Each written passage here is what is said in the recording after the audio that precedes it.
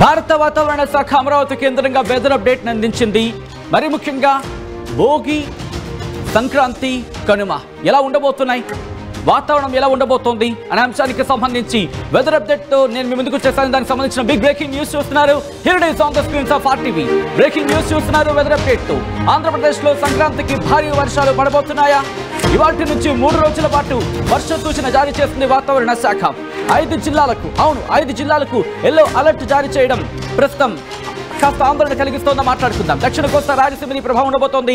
దాంతోపాటు నెల్లూరు, తిరుపతి, చిత్తూరు, వైఎస్ఆర్తో పాటు ప్రకాశం, అన్నమయ్య జిల్లాల్లో కూడా భారీ వర్షాలు కురిసే అవకాశం ఉందా? ఇది కూడా ముందు చెప్పే ప్రయత్నం చేస్తాను. బంగాళాఖాతంలో ఉపరితల ఆవర్తనం కొనసాగుతోంది. దాని ప్రభావంతో రాబోయే 3 రోజుల పాటు వర్ష సూచన జారీ చేస్తుంది ఆంధ్రప్రదేశ్ వాతావరణ శాఖ. అమరావతి కేంద్రంగా వెదర్ అప్డేట్ ఇచ్చింది. ఇప్పటికే వరుస ఆవర్తనాలు కావచ్చు, లేకపోతే వాయుగుండాలు కావచ్చు, లేకపోతే అల్పపీడనాలు కావచ్చు. అల్పపీడనాలు, వాయుగుండాలు, దాంతోపాటు తుఫానులు ఈ ప్రభావాన్ని చూసింది ఆంధ్రప్రదేశ్. గత నెల రోజుల క్రితం వరకు అటువంటి సినారియోని. ఇప్పుడు బంగాళాఖాతంలో మరో ఉపరితల ఆవర్తనం ఏర్పడింది. ఆ ఉపరితల ఆవర్తనం కంటిన్యూ అవుతోంది. ఈ నేపథ్యంలో భారీ వర్ష సూచన జారీ చేసింది వాతావరణ శాఖ. అయితే భోగికి మంటలు వేసేందుకు సిద్ధమవుతున్నారా? అవును, భోగికి మంటలేసేందుకు సిద్ధమవుతున్నారా?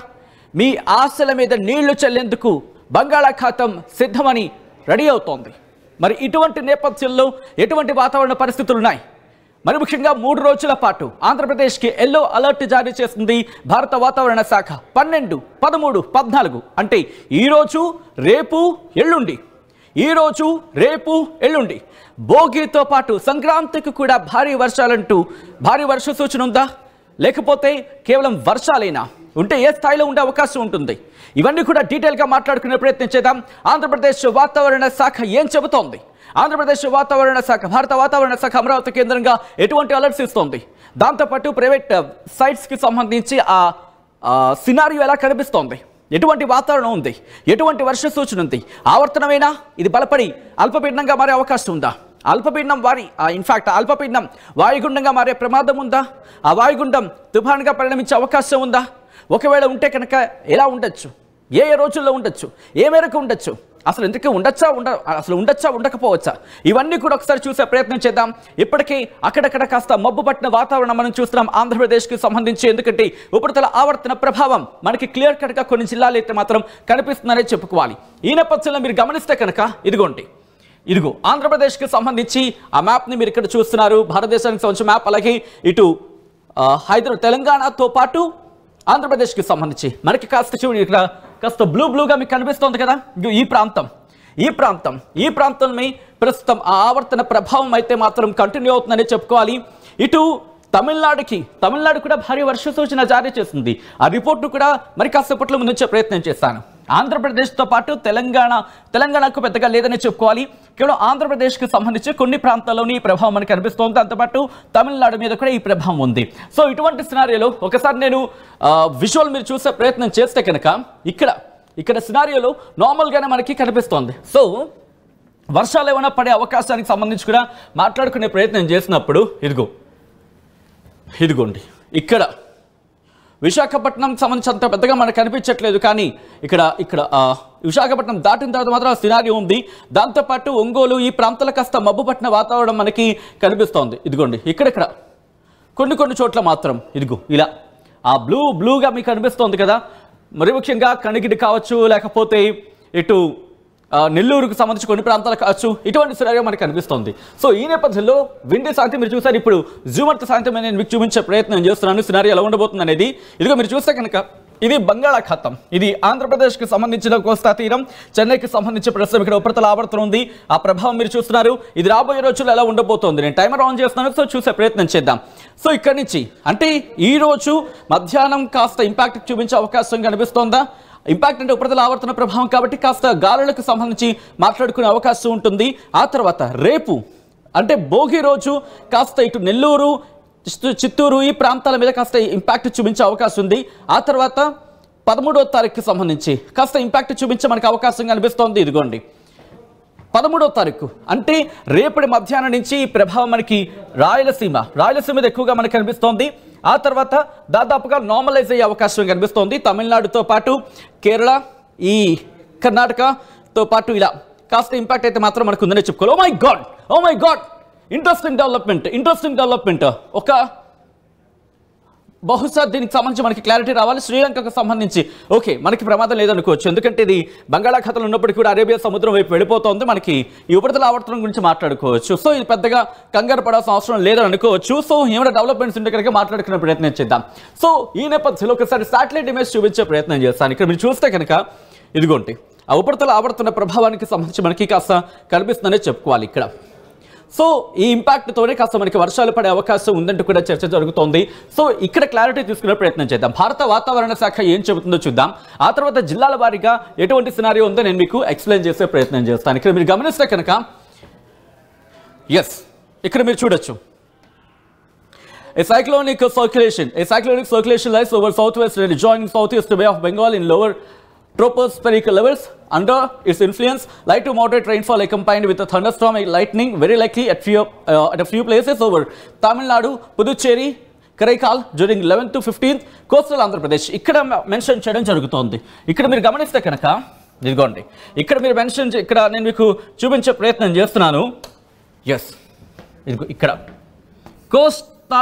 కోస్టల్ ఆంధ్రప్రదేశ్ అంటే కోస్తా ఆంధ్రకు 12 నుంచి 14 తారీఖు మధ్య అంటే ఈ రోజు రేపు ఎల్లుండి ఈ 3 రోజులు 12 నుంచి 14 వరకు కూడా, అలాగే రాయలసీమకు సంబంధించి 13, 14 తారీఖుల్లో ఇక్కడ మీరు చూస్తే లైట్ టు మోడరేట్ అంటే తేలికపాటి నుంచి మోస్తరు వర్షాలు కురిసే అవకాశం ఉంది.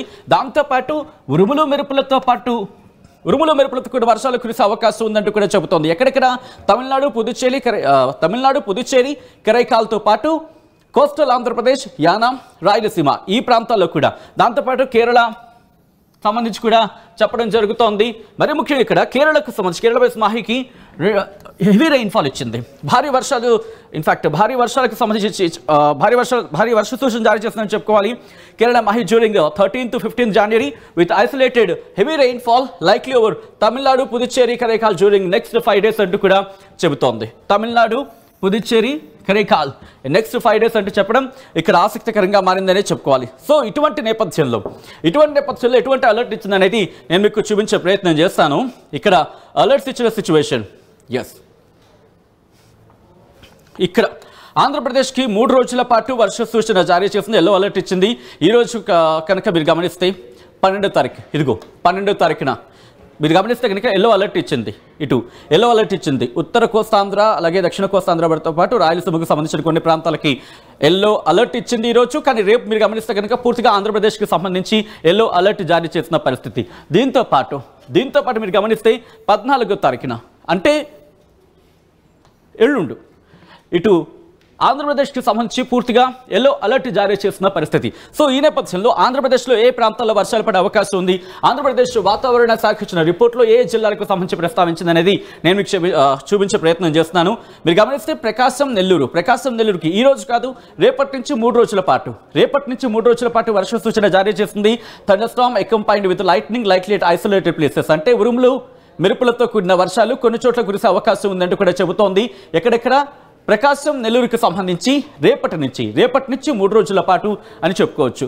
దాంతోపాటు ఈ 2 జిల్లాలే కాదు ఇటు వైఎస్ఆర్ డిస్ట్రిక్ట్ అలాగే అన్నమయ్య డిస్ట్రిక్ట్, తిరుపతి, చిత్తూరు ఈ 4 జిల్లాలకు సంబంధించి కూడా అటువంటి వర్ష సూచన జారీ చేస్తోంది. కానీ మనం కొద్దిసేపటి క్రితం మాట్లాడుకున్నట్టుగా 13వ తారీఖున దీని ఇంపాక్ట్ ఎక్కువగా ఉంటుంది.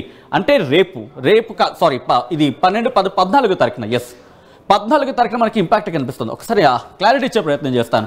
ఇది రేపా ఎల్లుండా అనేది ఇదిగో 11వ తారీఖు నుంచి 12వ తారీఖు అంటే ఈ రోజు అనుకుందాం. ఇది రేపటికి, ఆ తర్వాత ఎల్లుండికి అంటే 14వ తారీఖు ఎగ్జాక్ట్గా మనం అనుకుంది అది.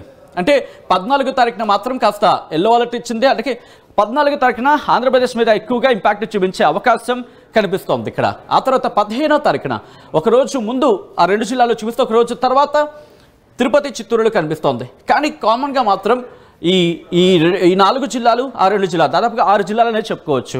సో ఇటువంటి సినారియో ఉంది. సో ఇటువంటి పరిస్థితుల్లో ఐఎండీకి సంబంధించి ఒకసారి మీరు చూసే ప్రయత్నం చేస్తే కనుక ఇదిగోండి కాస్త జూమ్ చేసి చూపించే ప్రయత్నం చేస్తున్నా.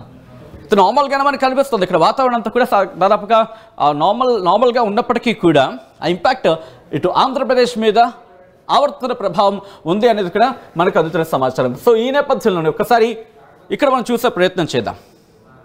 విండి సాయంతో నెక్స్ట్ వచ్చే రోజుల్లో అంటే రాబోయే రోజుల్లో ఎలా ఉండబోతుంది అనేది నేను మీకు చూపించే ప్రయత్నం చేస్తాను. ఒకసారి మీరు చూస్తే కనుక ఓకే, నేను రైన్స్కి సంబంధించి కూడా ఒకసారి నేను మీకు చూపించే ప్రయత్నం చేస్తాను. ఎటువంటి సిచ్యువేషన్స్ ఉండబోతున్నాయి అనేది ఒకసారి మీరు చూడండి. ఇక్కడ నేను కాస్త క్లోజ్కి వెళ్తాను. సో దట్ క్లోజ్కి వెళ్ళినప్పుడు ఎలా ఉండబోతోంది, ఎప్పుడు ఎటువంటి సినారియో ఉండబోతుంది అనేది ఒకసారి చూసే ప్రయత్నం చేద్దాం. మీరు గమనిస్తే కనుక ఇదిగోండి, ఈ బ్లూగా ఉంది కదా, మనకు అనిపిస్తుంది ఇక్కడ ఉరుముల మెరుపులతో కొన్ని వర్షాలు కురిసే అవకాశం ఉంటుంది. నెల్లూరు ఎప్పుడు ఇది రేపు 5 గంటల ప్రాంతం నుంచి నెల్లూరు, అలాగే నెల్లూరుతో పాటు ఇటు రాయలసీమకు సంబంధించి మరికొన్ని ప్రాంతాలు తిరుపతి, చిత్తూరు ఈ ప్రాంతాల్లో కూడా 14 తారీఖున ఇంపాక్ట్ చూపించే అవకాశం ఉంది. ఆ తర్వాత 14 దాదాపుగా సాయంత్రం 5 నుంచి ఇంపాక్ట్ తగ్గే అవకాశం ఉందనేది మనం ఈ మ్యాప్ ద్వారా అర్థం చేసుకోవచ్చు. సో మొత్తంగా అయితే మాత్రం మనకు క్లియర్ కట్గా అర్థమవుతుందనే చెప్పుకోవాలి. ఎందుకంటే ఓకే, మొత్తంగా అయితే మాత్రం ఇటు భారత వాతావరణ శాఖ ఇస్తున్న రిపోర్ట్ ప్రకారం ఉపరితల ఆవర్తన ప్రభావం అయితే మాత్రం కంటిన్యూ అవుతోంది. ఆ ఉపరితల ఆవర్తన